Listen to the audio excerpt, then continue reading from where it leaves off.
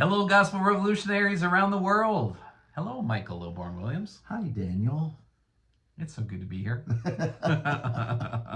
I hope that our sessions are meaningful. I hope the information we are giving you is impactful because on our behalf, we're just having fun. We and really are. Mind blown.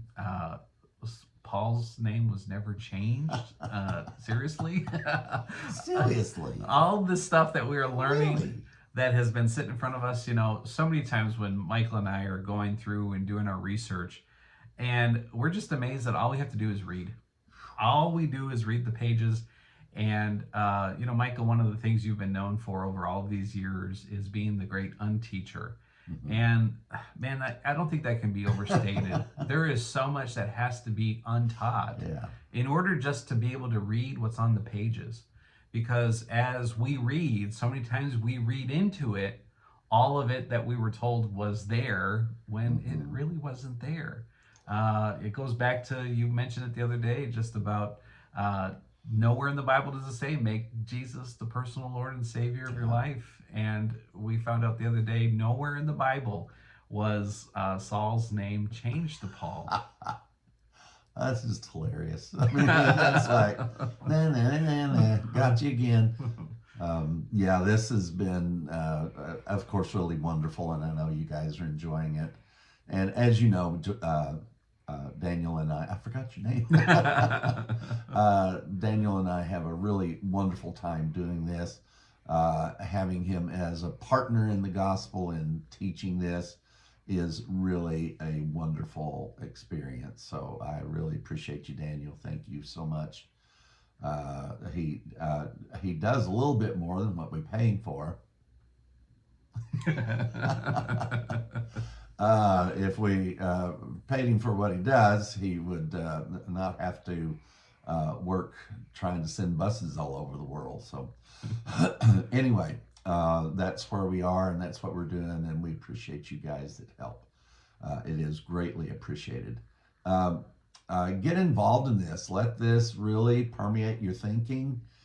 We are teaching on the 1,000-year reign of Christ, the pageantry thereof, and we are teaching in this conference on the Lion of the tribe of Judah and the Wolf of the tribe of Benjamin. Mm. So whoever thought such a thing?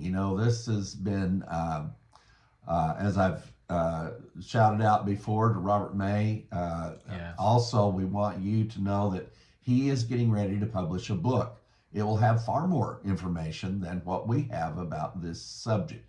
And also, he has videos on YouTube. I think our 2022 conference in Canada, he did one session, and he did it on this, and I think I just ignored him.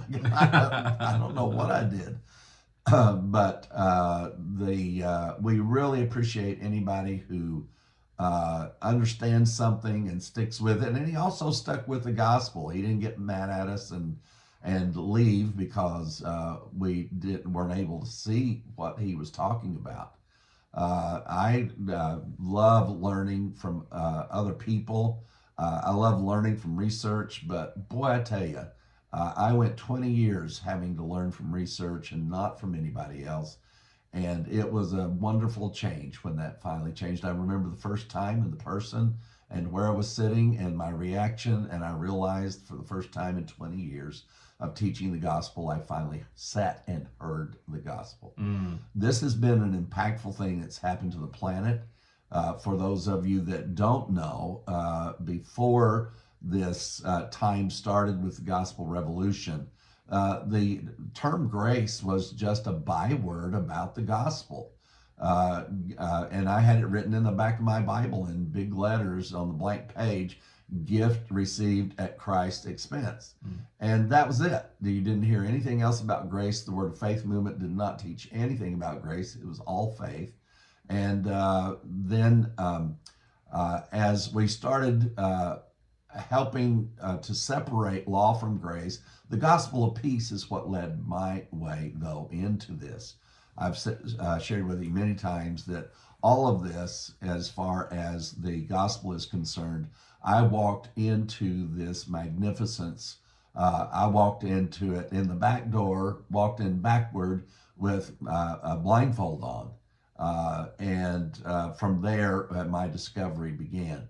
But the fact that I have come to this point and have shared this message with others, such as Daniel, and it's been transformative. The biggest thing is that we reach pastors, people who have to deal with where the rubber meets the road instead of just their own individual lives, and somebody that wants to help people and nothing else, and it fails time after time after time, and you have to come up with another sermon about why it don't work, and then preach the next Sunday of why it absolutely works every time. Did you get tired of that, Daniel? Oh, yeah. Ooh, I did too. It works every time. And I remember Norval saying that out loud. But Norval's daughter died with cancer before she was 60, I'm quite sure. And she was pastoring his church. So the thought that this is a formula that works, it does not. But it is propagated by people giving brief testimonies. We had someone respond again to Norval Hayes is dead. That is the what I posted immediately after Norval Hayes passed away a number of years ago. And we've got incredible, that site still to this day is getting responses. And they're hoping that I repent before I die so I won't go to hell. And he brought up, this particular person brought up a service where he said, I was there when a woman with a stomach tumor, Norval prayed for her and it disappeared. And I was actually in that service. And I remember the tumult that it caused and everything. But there's just absolutely no way to validate or verify that that actually happened. But the fact is that that woman, you know, if that happened, goodness gracious, she should have been on every talk show in America, you know, of this actually happening. That's the problem, is that all these things happen, quote, in a vacuum. And if somebody's actually getting healed, it won't stay in a vacuum. People are too desperate. It will get out, and it will. And even with ministries like Catherine Kuhlman and Benny Hinn, with all the reports, it's still happening, number one, within a vacuum of believers and beliefs. And then when it comes to documentation, they never can come up with it. It's always overstated, overrated, oversold, but that keeps the people coming back and the money coming in, even though there has never been a documented healing. Somebody was telling me something about somebody who teaches some kind of self-help program, and he said, we've even had spontaneous healings take place during this. And we know about spontaneous healings. It's people spontaneously feel better. And then, of course, it gets written and published while the person's next hour or next 2 or 3 days is in the hospital fighting for their life or something. But we've been through all that. I've done all that. Most of you have done all that. But the gospel seems to be able to persuade pastors the most. And all of those years, it took 20 years to kind of call me out of the Word of Faith movement. I didn't give up on them. They gave up on me. And but I did warn them. Anytime they invited me, I would warn them that, you know, I do teach differently than I used to. And most of them said, oh, just come on, we trust you. We, you know, Sister so-and-so told us about you, and come on. And then just the amazing explosions that happened after I arrived. So anyway, it's been an incredible journey. And those of you that have stuck with me, like Victor Brennan and others around the world and around the whole planet, we do appreciate that. So what we're going to do is take you into the rest of this. We're kind of following up on a teaching that we did in session 5. This is going to be session 6. We're not sure exactly whether it's going to be the last one or not. You will know if there's a session 7 sitting there waiting on you or not. But do look up our friends' material on YouTube and other places, and his book. We are going to advertise that when Robert May gets this ready for publication, he is working on it. And this has been a lifelong journey of his, one that's only been about a year's journey for us, or even less than that. So, but once the scales fall off, they fall off, and it fell off in a timely fashion as we were still in the 1,000-year reign. And I'm quite sure that this all happened after we started that, didn't it? Yeah. Mm-hmm. So it was since the fall conference that this has become an enlightenment for us. And then it has just been an avalanche, especially with Robert May having gone ahead and plowed the way ahead with some of his friends. And to him, we say thank you. We really do. He told me that I did not need to mention his name, but I need to mention his name. I do know that he does not need that. I need to do it. When you learn something from somebody else, you really need to acknowledge that. And I've done it most of my life. I've always been very grateful for what I learned from others. And because I've had many, many very famous preachers around this world that are using my material today, even telling my personal stories as though they happened to them. And it's rather embarrassing. I almost feel like I need to turn the TV off because I'm watching something take place that shouldn't be watching. Anyway, that having been told, we do appreciate what's going on. And this issue about Paul and him being called, we're going to start again in Romans chapter 1, because I remember so clearly. The reason we're doing that is because I remember so clearly explaining it away. So if you ever see the series on the book of Romans, get it. It'll give you a good laugh. And go online and pull up number 1, and you'll hear me song and dance my way right around this. And I did a clever job, and I did well. It was very clever the way that I erased that. But the fact of it is, it's still there. No matter how hard I tried to erase it, it still says what it says. So with that being said and in mind, let's continue on this teaching on the wolf of the tribe of Benjamin. Can I read? Read. Paul, a bondservant of Jesus Christ, called to be an apostle, separated to the gospel of God, which he promised before through his prophets in the Holy Scriptures. Yeah, it's like, dummy, just accept what you read. That's, I mean, how many times have we been on people's case because they will not accept just simply what it says? Well, I have to ride myself on this one because I refuse to accept what was said. I think the irony, one of the greatest ironies we've already brought out, is that Paul is speaking to the church that Peter started.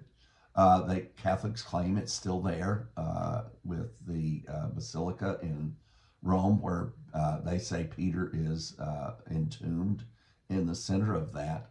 And they have the statues of all the apostles around St. Peter's Square there. It's a circle. I don't know why they call it a square. But it is, it's quite a marvelous place to visit if you're interested in architecture. I went into the catacombs underneath where all of the popes are buried under glass and such. And they're just decked with rubies and diamonds and gems and gold, and enough to feed one of them would be enough to feed a third world country for a year probably. But instead it's in these on these dead bodies. It's just, I got nauseous as I was walking through there. Not just that I was surrounded by dead old men, but that they were decked out in such wealth in death. It's just, it's pathetic. But it speaks of the true heart of Catholicism. No matter how much people want to defend it. Many of you know that one of my best friend from elementary school, from childhood, became a Catholic priest. And his name was Michael. And my name was Michael, and he was extremely short, and I was extremely tall. So we were called Little Mike and Big Mike, and then there were other names for the other Mikes. I started getting other names too. I'm not going to tell you what all they were. But this Romans chapter 1. So how does this strike you, Daniel? This does it say what it says? It says what it says, and to swallow the fact that, especially now with our understanding of the Hebrew Scriptures, that Paul's in it, that Paul's been prophesied about, and with that being said, in our understanding of the prophets all prophesied during the 1,000-year reign of Christ. So all of them. This was something that was constructed and developed and foreshadowed and predestined to this point that Paul would be a servant and that he would have a personal calling. Michael, I'm not personally called. You're not personally called. We're just in the group. Yeah. Just like the group pass. Yeah, we're down in verse 8 here. We're down in verse 6 where all of you have been called. But the Apostle Paul has been singled out here. And it's really amazing. And the Apostle Paul, can you imagine what that would be like to be part of your testimony? As he went everywhere and he says, this is my gospel. Yeah. This is the revelation that I got. Yeah. Jesus, I didn't get this from Peter, James, or John, those who thought they were pillars in the church, who were really nothing to me. I got this from Jesus. And I mean, this is really the tone in which the Apostle Paul is giving and the confidence that he's giving this message. Can you realize that being the Apostle Paul and showing that everyone else post-cross has been put into a group, but here this man still stands post-cross singularly to bring about this gospel, this gospel of grace and peace. And explaining how he was called before the cross, yes, and even from his mother's womb. And not only here does he affirm that, but Jesus told him this, and it was carried out in their conversation. And even when Jesus spoke to Ananias, he explained the situation to him. And he said, I think I know that guy, but I'm not sure I want to go there. So I think maybe that experience is the reason Paul may have been the one who changed his name. He said, I can't scare people every time they hear him coming. Because it used to be that when Saul was coming, that it was not good. Stephen was one of his statistics. In searching out these people for this heresy that was going on.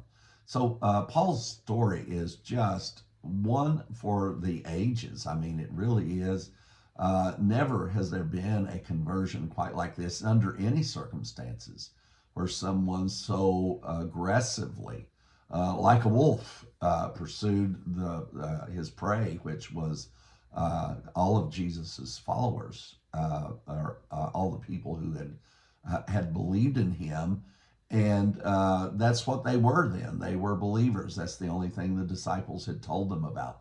The disciples, as you learned from Don, the disciples never talked about redemption, sanctification, all of these wonderful things that were accomplished for the whole world. The disciples never taught about these things. So they didn't learn about these things much until many years later. So it's been in a transformation from what they first learned to now. So Paul's influence is the influence.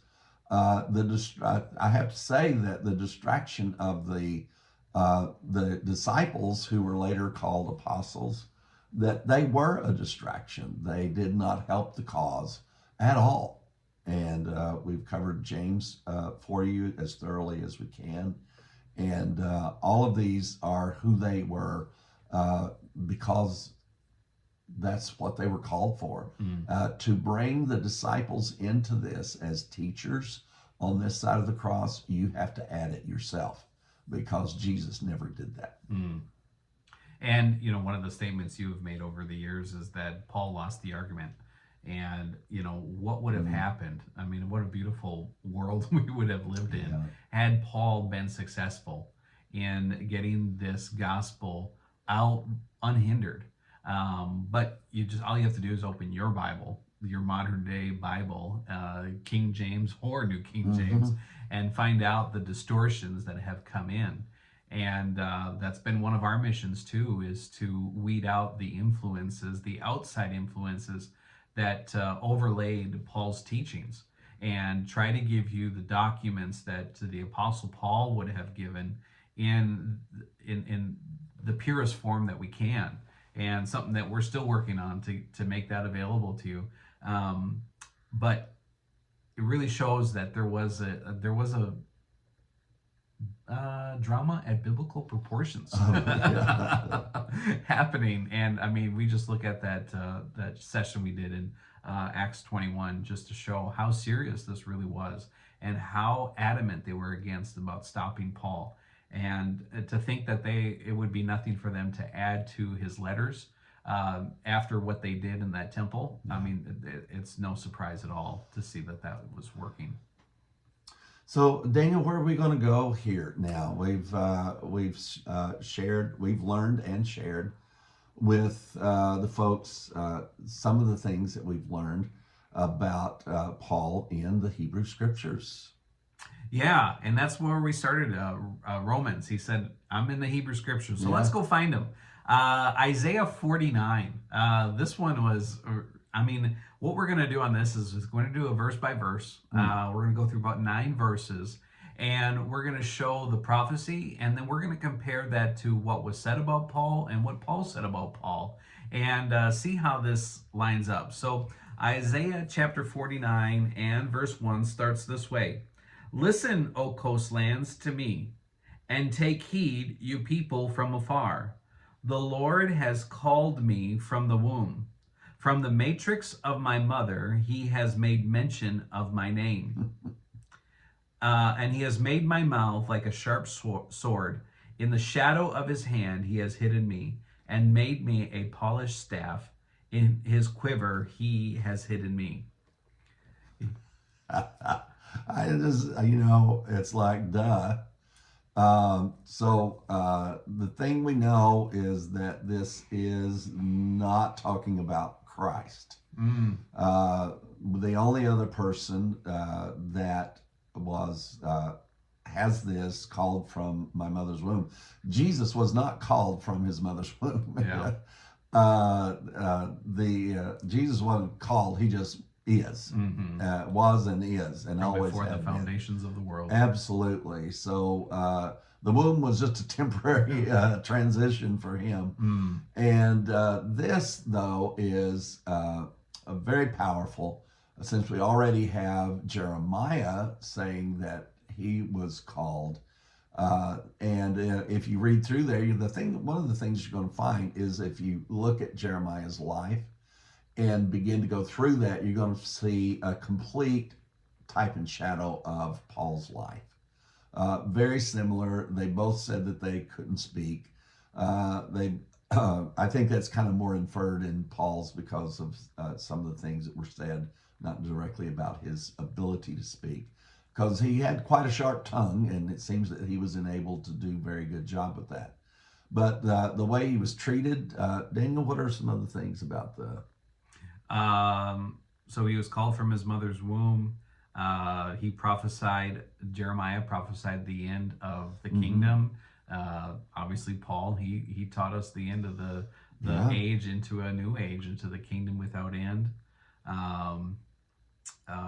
There was one there about, I think, his rented house. I think they both rented the house. Yeah. They were both of the tribe of Benjamin, a big one. I know. Yeah. I have a rented house. I got to get in here someday. Are you the tribe of Benjamin? Possibly. Still working on that one. Still working on that one. I don't even want to be a part of the tribe of Judah. Jesus gets everything on that side. So, but yeah, either the tribe of Judah or the tribe of Benjamin, being that I am 1 to 3% Sephardic Jew. So, all of the, goodness gracious, it's just fun stuff to study. That's all it is for me. I think the end of temple worship, they were both involved in that. Yes. They both taught, prophesied, and talked about the end of the law. Yeah. Yeah, a lot of similarities between that. I mean, goodness, we could do a whole session on that. Maybe one day we will, or it'll be in the book coming out. Yes. I think you're going to really enjoy this book coming out, and you'll have something to hand to somebody else. But Paul spoke of this too about being called from his mother's womb, and we read it to you the other day, Galatians 1:15 and 16. But when God, who set me apart from my mother's womb and called me by his grace, Wow. was pleased to reveal his Son in me so that I might preach him among the Gentiles, my immediate response was not to consult any human being.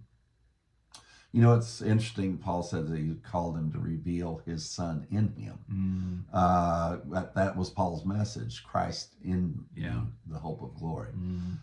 So Paul was only revealing what was already inside of him. Yeah. And that's all we can do, is reveal and talk about what's inside of us and what's inside of you equally. So this powerful chapter here in Isaiah 49, Daniel, let's just keep reading through here. It's so far, check on number 1 and number 2, that this is indeed Paul. Yeah, so verse 2 talks about, it says two things: that he was given a sharp mouth. I think anyone who reads the Apostle Paul's writing, it's very clear that he is very sharp in his tone, and did not have any problem standing up against anybody. I mean, he withstood Peter to the face, and very strong in his word. And that he was hidden until the right time. Right. He was trained in Judaism, and his true purpose, was hidden even from him. I mean, here he was raised, Acts 22:3, and I am indeed a Jew, born in Tarsus, but brought up in the city at the feet of Gamaliel, taught according to the strictness of our father's law, and was zealous towards God, as you are all today. And Galatians 1:14, and I am advanced in Judaism beyond many of my contemporaries in my own nation, being more exceedingly zealous for the traditions of our fathers. So it's very clear, that he was hidden. He was prepared. Even all of this training that he had, he was a Pharisee of Pharisees, circumcised on the 8th day, born of the tribe of Benjamin. His pedigree was irrefutable, and he was there for a time. We found a verse about him in of Benjamin and that seed of Benjamin in Deuteronomy 33:12. Of Benjamin, he said, the beloved of the Lord shall dwell in safety by him, who shelters him all the day long, and he shall dwell between his shoulders.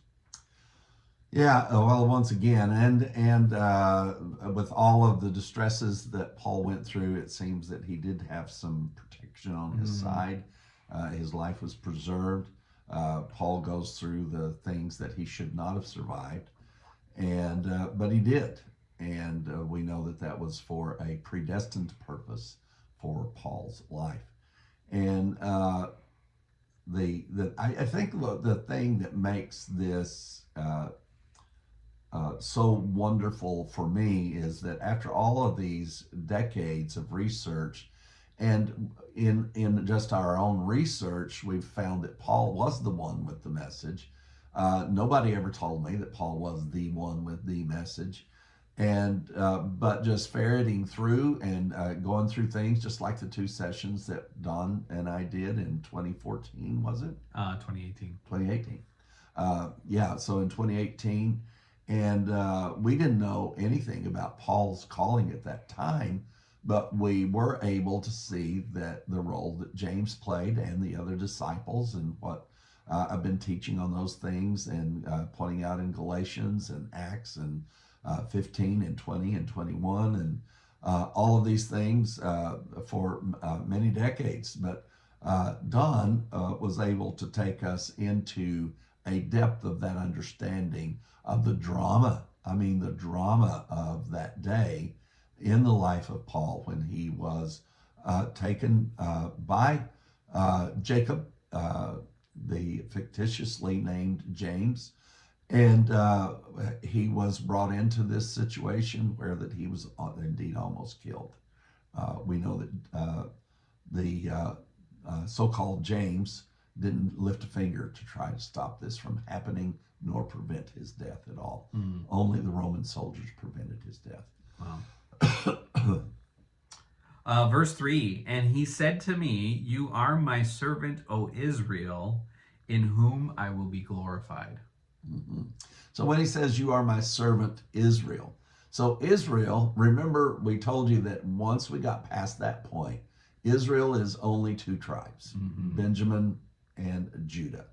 So here, both are amplified, both of these. Remember, Levi really is not a tribe. It is a group that was adjoined to all of the different tribes and lived amongst all of the different tribes. Kind of like taxation without representation. Well, they actually were, the people got taxed to pay them. Yeah. That's where the tithe went. Yeah. And so they got the money and the rest of them got the land. So depending on how much they were tithing and the value of land at the time, it just can fluctuate. But yes, so here, so in Israel, so this is very powerful because here we do know that it is now Benjamin and Judah, and of course the Levites there to carry out the service. But he says now in Israel is where I will be glorified. So he's saying that he's going to be glorified through Judah and through Benjamin.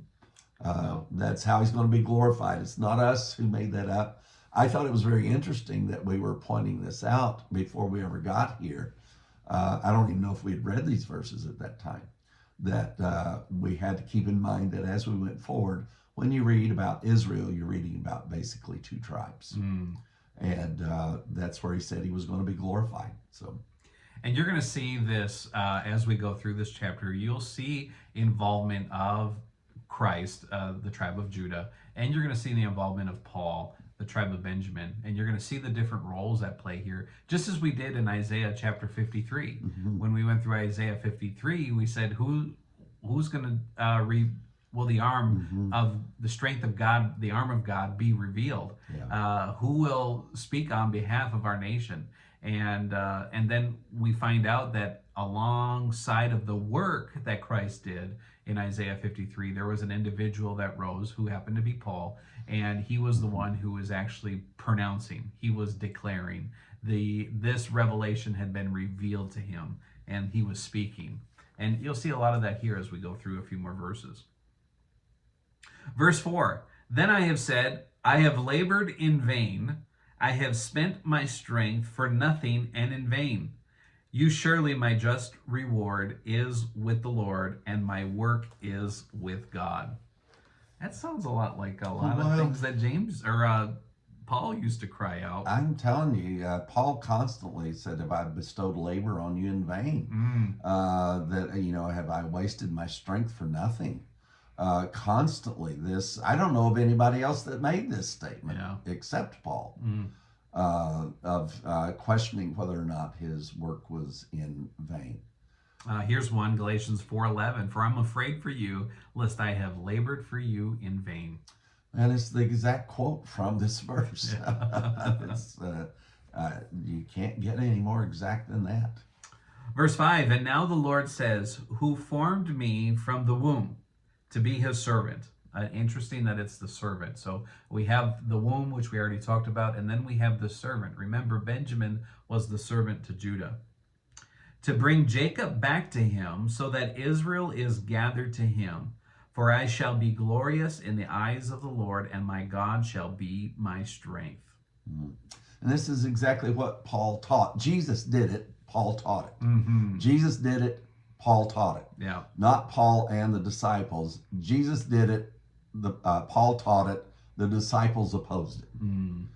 That's the only way we can tell you. And James usurped everything, even over Peter. The sad story about Peter was that even Paul acknowledges that Peter was called, but he also acknowledges that he was seduced and usurped from his position in the leadership of the church by James. This has just become a crystal clear case. I think we could take it to court, Daniel, and have James's name changed back to Jacob. The usurper. Yes. So we find this quote in its exactness by Paul himself. Yeah, we see about bringing all of Israel in Romans 1:16. For I am not ashamed of the gospel of Christ. That's what Paul was all about, teaching the gospel of what? Of what Christ did. So we're not saying he did what Christ did. We're saying he preached what Christ did. He brought the gospel. And this gospel is the power of God to salvation for everyone who believes, for the Jew first and also for the Greek. So this was Paul's message. We're continuing to track Paul right through here. We've acknowledged, the writer in Isaiah has acknowledged that these two tribes is through the ones which God would bring not only reconciliation, but the teaching of reconciliation. So verse 5 is about Israel. And then listen to verse 6. Indeed, he says, is it too small the thing that you should be my servant to raise up the tribes of Jacob and to restore the preserved ones to Israel? I also will give you as a light to the Gentiles, that you should be my salvation to the ends of the earth. Well, that's where Paul said he was taking this gospel to the ends of the earth. And this is what he was relegated to. We know that God, Jesus first called him and told him he was called to Israel. He was called to the Jews and also to the kings and also to the Gentiles. They rejected his message. And so even Paul confirmed. He said, okay, I get it. You don't like the gospel. I'll go to the Gentiles. Yeah, and to understand that his calling by God was not just to go to the Gentiles. Yes. We've gone over that, that was something that was conceded, that he would go to the Gentiles. But you know what? He never stopped going to the Jews. He never stopped, even though he said that. Yeah. So he had a little bit of diplomacy about him. And he'd say whatever he had to say to get to do what he needed to do. Yeah. And I do know what that's like. Sometimes you have to just work with what you've got to be able to say what you got to say. Listen to Acts 13:47. For so the Lord commanded me, that I have set you as a light to the Gentiles, that you should be for salvation to the ends of the earth. I will, and that's what this say in verse 6, I will also give thee for a light to the Gentiles. That you may be salvation to the ends of the earth. He quoted it. Yeah, exactly. Little tricky Paul. Yeah. See, Paul saw himself. He did see himself. In the Hebrew scriptures, in prophecy, he saw himself. Amazing. It's so exciting. Yeah. And we're not advising you do that. Do not go looking for yourself. Go looking for yourself. We're in the group plan. Yeah, we're in the group plan. Christians tell you there is no group plan, but there's a group plan. Yeah. In fact, there's only a group plan, and that was everybody. Preach. You can preach on that. I know. Should we take an offering? So we see he's called to the children of Israel, and he's also called to the Gentiles. Verse 8. Thus says the Lord, in an acceptable time I have heard you, in the day of salvation I have helped you. Isn't it interesting? Paul had help. I will preserve you and give you as a covenant to the people, to restore the earth, to cause them to inherit the desolate heritages. Did we miss 7? Oh, sorry.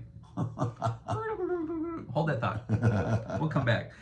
Verse 7. Thus says the Lord, the Redeemer of Israel, to their Holy One, to him who man despises, to him whom the nation abhors, to the servant of the rulers.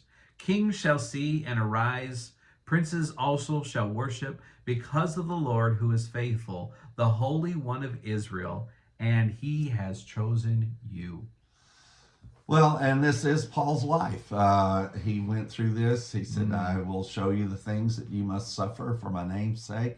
He was despised, just the same as Christ, but for different reasons. But it was all for the gospel and the invasion into Judaism and the trying to get these people to understand what Christ came for.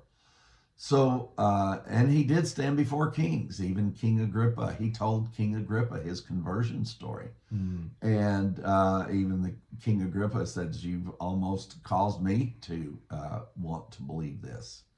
And I'm sure if Paul had a moment, he'd said, "I'm not here to try to get you to become a believer. I'm here to inform you that you've been redeemed." Mm. But that's what was in Paul's story when he told it. Paul told a story that he never decided he was going to believe in Jesus. And that never happened. He just appeared to him, let him know, "You've been called all the way back from way back." And now Paul is letting us know that we've all been called from way back from way back. And so the message that Paul received, Paul gave. Paul didn't get a message of, "You got Jesus," didn't stand over him and tell him, "I demand that you believe in me right now." Jesus told him who he was. And what Paul teaches tells us who we are. I want to start a new denomination. Yeah. Yeah, it's going to be called "Get Knocked Off Your Ass." That's what happened to the Apostle Paul. He was just riding his ass down the road and Exactly. plunk. Exactly. Now, he didn't say get drunk off your ass. Get knocked off. Can I read 8 now? You can read 8 now. Thus says the Lord, in an acceptable time I have heard you. In the day of salvation I have helped you. I will preserve you and give you as a covenant to the people, to restore the earth, to cause them to inherit the desolate heritages. This is the he's letting Paul know, that I've done this with you, and I've called you to do this, and I'm wanting to give you to the people now. Mm. And the same as Christ gave his life to redeem, Paul gave his life to teach that redemption. Mm. And this was a very powerful thing. I used to really kind of get ticked with God and Christ that Jesus rose from the dead, and it seemed like there was no plan. Yeah. And it's like, why did you leave this to happenstance? So it's been a very cathartic thing for me to realize that this was not left to happenstance. The delays, Paul being 14 years before this ever happened, so many things, but the thing I've learned is that where there is no answers, just I don't have any questions. This is just the way it was. If answers come to those, we'll be glad to receive them. But the even being talked about in their pastures, Paul spoke of the people in these terms also. So I think we've got a positive identification here. Yeah. And it says here that he would get help. I will help you. God speaking to Paul, he says, I'll help you. Listen to 1 Corinthians 2 and verse 1. And I, brethren, when I came to you, did not come with the excellency of speech or of wisdom, declaring to you the testimony of God. For I determined to know anything among you except Jesus Christ and him crucified. I was with you in weakness and in fear and in much trembling. And my speech and my preaching were not with persuasive words of human wisdom, but in demonstration of the Spirit and of power, that your faith should not be in the wisdom of man, but in the power of God. So as we're about to read here in this next verse, the mission that the Apostle Paul had was to speak. Remember, it said in the beginning that I will give you a mouth like a sharp sword. And this is what he is commissioned to do. But when he came with these words, he didn't come with man's wisdom, man's understanding. He came with demonstration and power of the Spirit of God. Mm-hmm. Verse 9, that you may say to the prisoners, go forth. Wow. That you may say to those who are in darkness, show yourselves. That they shall feed along the roads, and their pastures shall be on all the desolate heights. Well, again, it just the directness about Paul. He talked to them about prisoners, and that now that they are prisoners, talked to them about being prisoners of the law, and of sin, and now they're prisoners of Christ, prisoners of righteousness. Yeah. Paul understood this term about being prisoners, and he taught it. He taught about being prisoners and being released and being delivered out of one prison and brought into another one. Yeah. Wow. And going back to that Damascus road, and this is the word that he received, Acts 26, 17 and 18, I will deliver you from the Jewish people as well as from the Gentiles, to whom I now send you, to open their eyes in order to turn them from darkness to light and from the power of Satan to God. Yeah. It's just quoted again and again. This chapter is, Jesus quotes from it, Paul quotes from it, Jesus quotes from it, Paul quotes from it.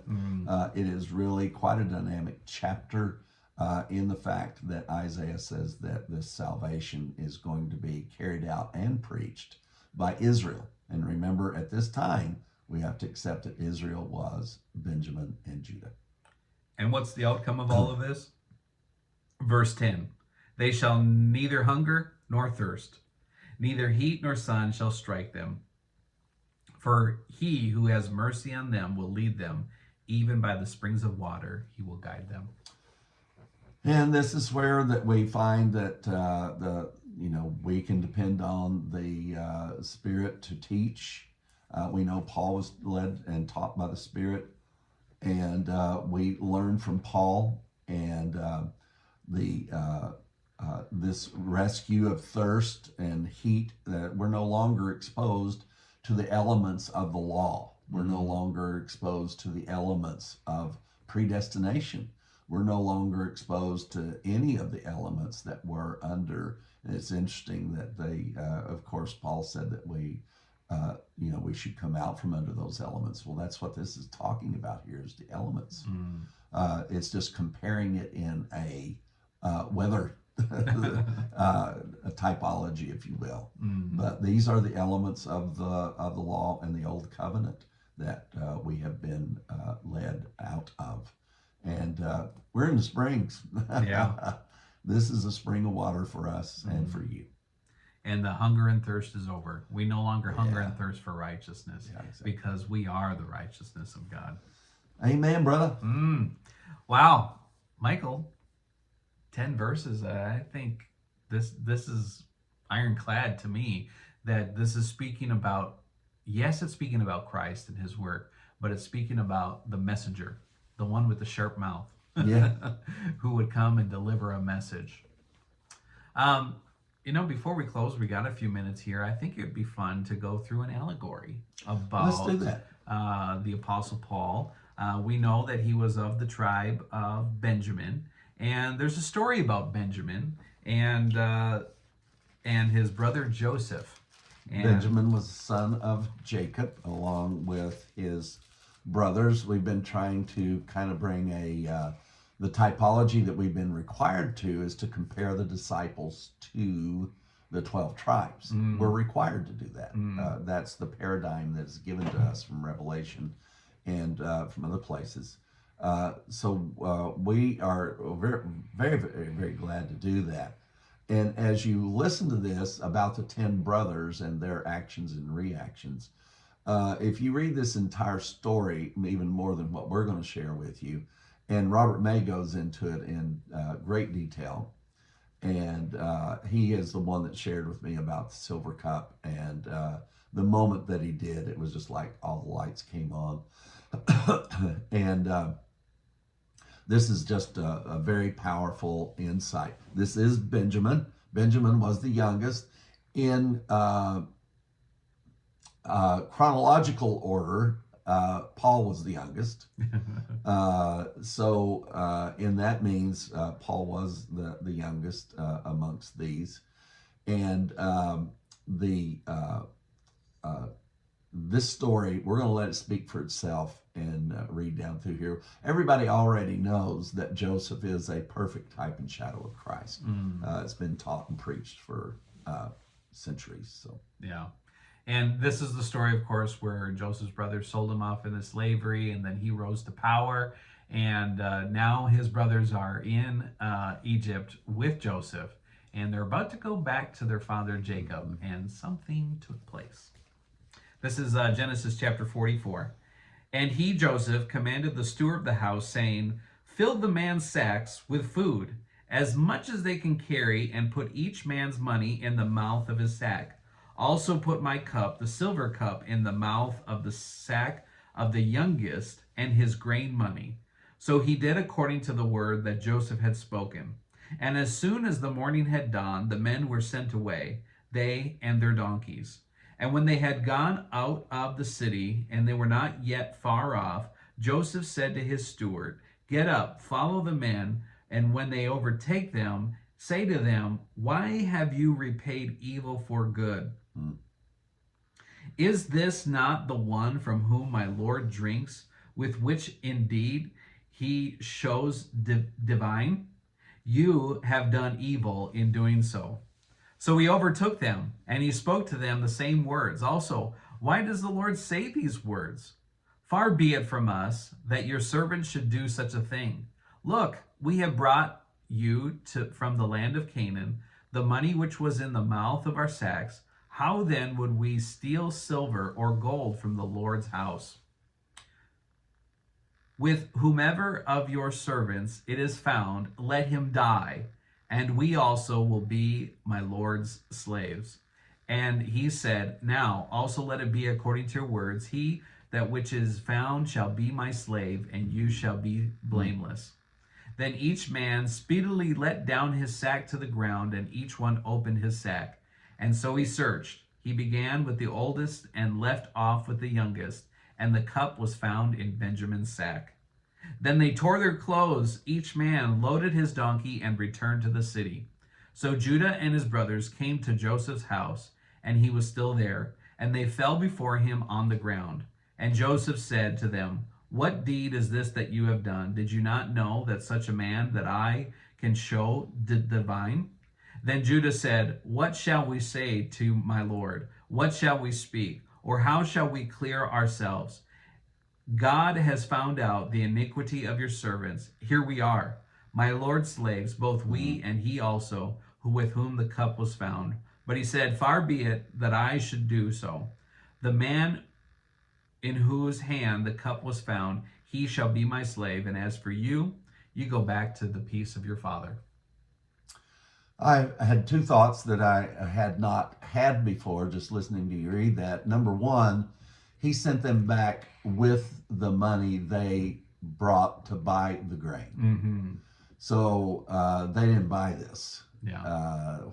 What was provided by this type and shadow of Christ, he said, keep your money, here's the food. Yeah. So that's the first thing. The other thing that hit me was the statement that Jesus made to James and the disciple James and his brother John about her asking if they could sit at his right hand and his left hand. And remember, Jesus said the only position that's open is servant and slave. Mm. And I see Jesus just thinking that, hey, yeah, that position's closed, actually. Yeah. He's coming. I think he might have been giving them a chance, though. Mm. Saying, if you want to be a servant, if you want to be a slave, I need one. And someone that will carry this gospel and on the other side of this powerful work that's about to take place. But the position that was open was for servant and slave. And that's what Paul called himself. I mean, that's just so very clear. So the typology here is so very powerful, is that Joseph hid the silver cup. Now, this is the cup that Joseph drank from. Mm-hmm. And this was the cup that Joseph used to be able to tell the future and all kinds of things. It was used for being able to see things to come. It was quite a spiritual thing also. It wasn't just a utility cup. It was a very spiritual thing that he had hid in the sack of Benjamin. So what we have here, Daniel, what do you see in it? that there was something that was hidden for a specific time Mm-hmm. in the line of Benjamin, Yeah. that it was there preserved. And though that cup meant, as you said, the cup was special, the cup had meaning. I think Yeah. even the fact that it was a precious metal, Mm-hmm. that it was something of great value, and that it was preserved within that young boy's sack for a specific time, that he alone, apart from his other brothers, would be the individual servant that would stay and serve Joseph. And he did, and that's what that was what was required of him, and of course the restoration of the family at the time. I don't remember the rest of the story, to be honest with you, but that was the requirement, that if we, whoever we catch with this uh, uh, silver, that's the one that's going to have to go back and serve. Now, what was in Joseph's mind was that he would get to see his father, because he decided the only one that his father would come after is Benjamin. Yeah. That's the only one that my father is going. I mean, he'll drop the rest off at a grain silo, and let them stay there. But Benjamin, the youngest, my dad is going to follow him wherever he is. So it was to bring father and son back together also. Mm-hmm. And so the typology in this is just so monumental. The Jesus coming here, born as a man, and then of course returning, as he said, to the Father, and bringing us with him. It's just so rich. Yeah. Um, the uh, the power of this, the silver chalice in Benjamin's sack, is indeed the mystery that was hidden inside Paul from before the foundations of the world. Wow. Wow, Michael. 6 sessions in here again, and we find ourselves at this place, headed towards the end of every conference. We are just absolutely mind blown by all of this information that is just readily available, and it just seems to be coming at us at light speed. And again, all we're doing is reading. We're not reading into it in anything. We're not trying to connect dots, that need to be connected. It's just looking at the story as a whole, and seeing God's plan, masterful plan. Going back to Paul's euphoria, how wonderful, how amazing are the thoughts of God, his plan that he had predestined this to work out this way, and every detail of all of these stories and how they all interlace and fit together to bring about the completed, finished work of Christ, as well as a man who would be there to tell the great mystery and reveal it to us. Yeah, and Paul's euphoria hit after he made this statement, that God had declared all in unbelief, that he might have mercy upon all. And I can just seem like, what did I just say? Yeah. Did I write that? Did I say that? And then just the even now, here we are, more than 2,000 years later, we still have those moments of, my goodness, did that just come out of my mouth? Did I just hear you say that, Daniel? Or whoever it might be.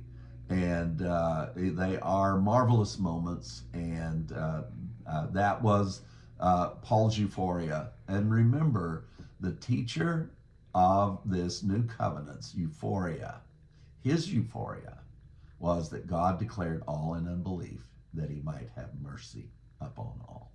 I think that was the mystery that was hidden for all those ages. Was the mystery indeed. But has been manifest to us. Yes. In our age, in our world. What a wonderful world we live in, Michael. We do. And we appreciate you guys being with us. Again, we remind you that Vic's, we're going to send out an email for you. You probably already have it. Please participate. This is one of the 2 lifelines that the Mike Williams Ministries and the Gospel Revolution has during the year, is the Canada Conference. We give you our all. We're not asking for your all, just all that you can spare, all that you can do. And there are some of you that can do quite a bit. please realize that you are a part of a very small donor base that we have. It doesn't spread far and wide. However, the message is spreading far and wide and is going into countries all around the world and into people's lives, transforming them everywhere. We have no doubt that this gospel will transform this world into another planet that we've all dreamed about. So you can go to gospelrevolution.com, hit the donate button. On there, you'll not only get our information, but you also have information on where you can connect in Canada if you're our Canadian friends and want to contribute to Grace Conferences, Yes. our great sponsors for this wonderful conference. And again, thank you, thank you, thank you. Mm-hmm. Wow. Yes. Wow, wow, wow. Well, stay tuned. We don't know if it's the end of the conference yet or not, but we do know we're not done with the 1,000-year reign of Christ. No, we are not. This is session number 36 in the teachings on the 1,000-year reign of Christ, and we've got plenty more coming your way. Thank you, guys.